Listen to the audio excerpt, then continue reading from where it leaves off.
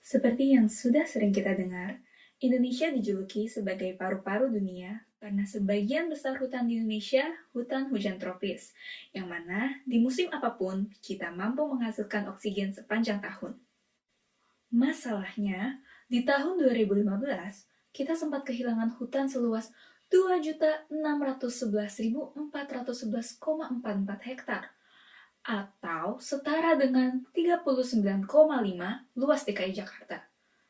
Dan di tahun 2019, kebakaran hutan mencapai 1.649.258 hektar, atau sama dengan 25 luas DKI Jakarta. Melihat data tersebut, kira-kira apakah Indonesia masih layak menyandang titel paru-paru dunia? Jawabannya, masih. Kalau Indonesia berhasil merawat dan mereboisasi hutan-hutan yang hilang karena kebakaran.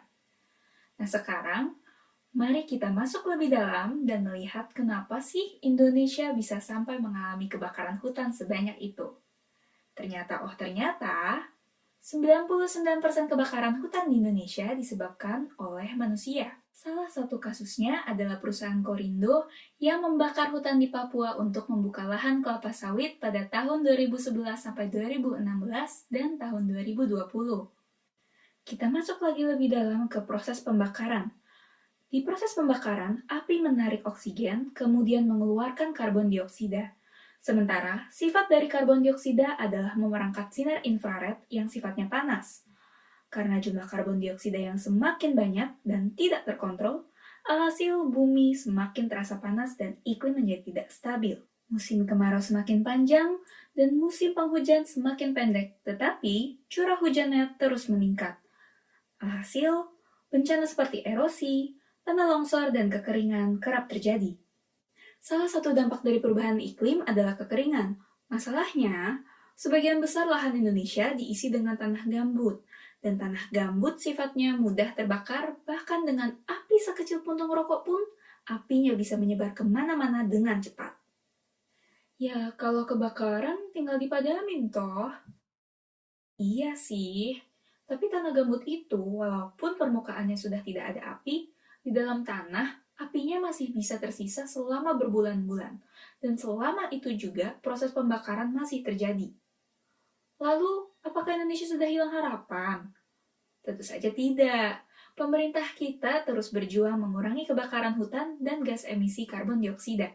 Terbukti di tahun 2020, Indonesia mendapatkan hadiah dari Norwegia sebesar 812 miliar rupiah atau seharga dengan 940 kg emas.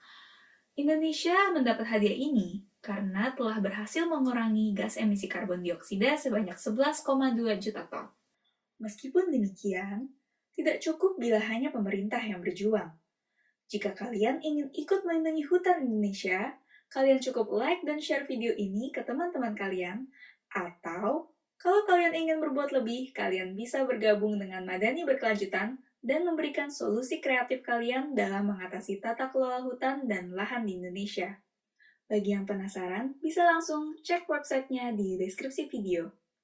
Ayo kita sama-sama lestarikan hutan Indonesia. Sampai jumpa di video lainnya.